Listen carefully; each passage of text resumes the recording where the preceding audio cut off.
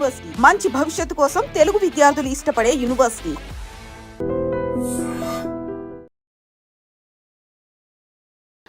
వేణుస్వామి గారు ఎప్పుడు అంటే లైక్ ఇందాక మాట్లాడుతున్నట్టే హీరోయిన్లు మనం టాలెంట్ ఉన్న వాళ్ళు చేస్తాం. ఎక్కువ వేణుస్వామి దగ్గర చేసుకున్న యాక్ట్రెస్ అమ్మాయిలే ఎందుకు వచ్చి చేయించుకుంటుంటారు పూజలు వేణుస్వామి గారి దగ్గర? ఒక రాజు కావాలంటే రాజ్యం కావాలి, ఒక రాణి కావాలంటే రాజు ఉంటే సరిపోతుంది. అర్థం కాలేదా? ఒక వ్యక్తి రాజు కావాలంటే రాజ్యాన్ని సంపాదించాలి. రాజ్యాన్ని సంపాదించాలంటే సగం జీవితం సంక నాకిపోతుంది ఒక వ్యక్తికి. అంటే శివ అనే వ్యక్తి ఒక 100 కోట్ల రూపాయలు సంపాదించాలంటే సగం జీవితం సంక నాకిపోతుంది. అవును, రైట్. కానీ శివను పెళ్లి చేసుకోవడానికి ఒక అమ్మాయికి మ్యాక్సిమం 10 మినిట్స్ చాలు. ఎస్, అంటే శివ నచ్చితే చాలు, శివకు అమ్మాయి నచ్చితే చాలు, పని అయిపోయింది. అంటే 10 నిమిషాల్లో ఆ అమ్మాయి 100 కోట్ల వారసురాలు అయిపోయింది. అలాగే 100 కోట్ల అధిపతి కూడా తనకు దక్కిండు. సో అమ్మాయిల డెవలప్మెంట్ అనేది ఎక్స్ట్రీమ్గా ఉంటుంది. ఉదాహరణ, ఒక ఇంటర్వ్యూకు 10 మంది అమ్మాయిలు 3 అబ్బాయిలు వస్తే ఈ 10 మంది అమ్మాయిల ఇంటర్వ్యూలు అయిపోయినాక వీళ్ళు సెలెక్ట్ కాకపోతే వాడి అదృష్టం మహాసుడిగా ఉంటే వాడు వస్తాడు సీన్లోకి. అంతే తప్ప 99% వీడు ఇక్కడనే కథం అయిపోతారు అమ్మాయిల దగ్గరనే, వాడికి అంత అవకాశం ఉండదు. సో కలియుగం అనేది 2002 తర్వాత షిఫ్ట్ అయింది. ఒకప్పుడు ఆడవాళ్ళకి అవకాశాలు తక్కువ, మగవాళ్ళకి ఎక్కువ.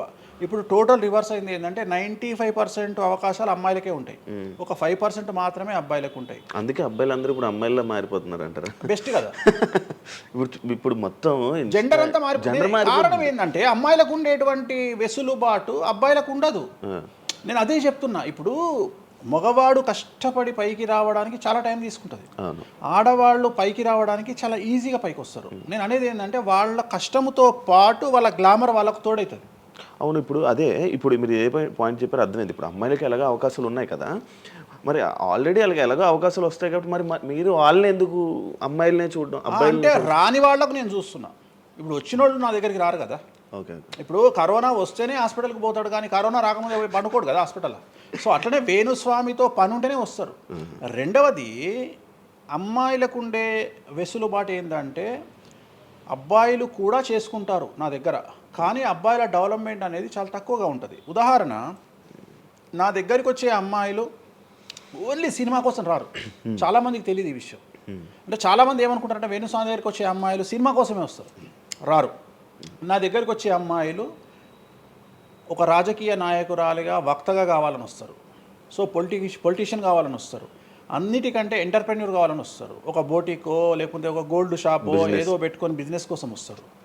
సో నా దగ్గరకు వచ్చేటువంటి వాళ్ళల్లో 10 మందిలో 1-2 సినిమా ఇండస్ట్రీకి సంబంధించిన వాళ్ళు వస్తారు. 8 మంది వేరే వేరే వేరే వేరే వ్యాపారాలకు సంబంధించి చాలా ఉన్నాయి. ఇప్పుడు లైసెన్సింగ్ చేసేవాళ్ళు ఉన్నారు, చాలామంది తెలియదు. ఇప్పుడు ఢిల్లీలో లైసెన్సింగ్ చేసేవాళ్ళు 100 మంది అమ్మాయిలు ఉన్నారు నాకు తెలిసిన వాళ్ళు.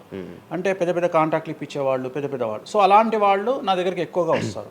అంటే నా దగ్గరికి వచ్చేవాళ్ళు ఈ ఉద్యోగాలు చేసుకునే వాళ్ళు, ఇలాంటి వాళ్ళు రారు. నేనేమంటానంటే job is a biggest scam in the world. ప్రపంచంలో ఉద్యోగం అనేది అతిపెద్ద స్కామ్.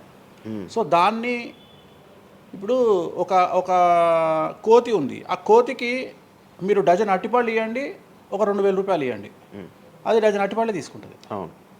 కానీ ఈ 2000 రూపాయలతోటి నేను ఒక 10 గెలలు కొనుక్కుంటాననే నాలెడ్జ్ దానికి లేదు. అంటే ఒక రకంగా జాబ్ అనేది ఇచ్చి ఆ వ్యక్తిని మనం మోసం చేయడం. సో జాబ్కి అలవాటు అయిపోయిన వాడు కంఫర్టబుల్ జోన్లోకి వెళ్ళిపోతాడు. సో నేనేం చెప్తా అంటే ఆ జాబు నుండి మనమే 100 జాబులు ఇచ్చే స్థాయికి ఎదగాలి అనే కసి ఉండి అక్కడికి వెళ్ళాలి. ఆ కసి ఉంటేనే పని లేదు. కలియుగంలో కష్టపడి అనే మాట మాట్లాడితే దానంత దరిద్రం ఇంకోటి లేదు. ప్రపంచంలో అతి పెద్దగా ఎక్కువగా కష్టపడేది గాడిది. అది ఈ పాటికి ఎక్కడో ఉండాలి, అది లేదు. రైట్. సో మనం కష్టపడడం కాదు, బ్రెయిన్తో పని చేయాలి. కష్టంతో పాటు బుర్ర ఉండాలి. కష్టం అనేది పనిచేయదు. నేను ఏమంటున్నానంటే ఈ ప్రపంచంలో బాగా కష్టపడేటువంటి మనిషి డ్రైనేజీలోకి దిగి పనిచేసేటువంటి సేవకుడు. సో ఆయన పడే కష్టానికి పర్ డే 10 లక్షలు ఇచ్చినా తక్కువనే. కానీ మనం ఆయనకి అట్లా ఇవ్వట్లా. అంటే ఇక్కడ బ్రెయిన్తో పనిచేసే వాడికే డబ్బు మిగులుతుంది. నేను మాట్లాడేది బ్రెయిన్తో. కానీ అమ్మాయిలకు బ్రెయిన్ కంటే కూడా వాళ్ళ అందముతో పనిచేస్తే డబ్బులు దొరుకుతాయి. ఇప్పుడు మనం ఉన్నాం, నువ్వో నేను ఒక ఇన్స్టాగ్రామ్లో పోస్ట్ పెడితే లైకులతో ఎవరు చూడు అదే ఒక అమ్మాయి పెడితే 2 మిలియన్లు వెళ్ళిపోతుంది.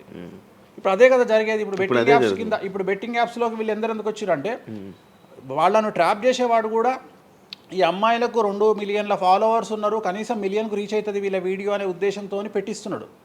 సో పెట్టడం ఎందుకు ఏంటి అనవసరం పక్కన పెడితే వాళ్ళకుండే క్రేజ్, అమ్మాయిలకు ఉండే క్రేజ్ అలాంటిది. నేను అదే చెప్తున్నా, ఆ క్రేజ్ అమ్మాయిలకు చాలా ఈజీగా వస్తుంది. ఎందుకంటే గ్లామర్గా ఉండే అమ్మాయిలు చాలా ఈజీగా జనాల్లోకి వెళ్ళిపోతారు. సో చాలా వాళ్ళకు ఉండే అవకాశాలు చాలా ఎక్కువ.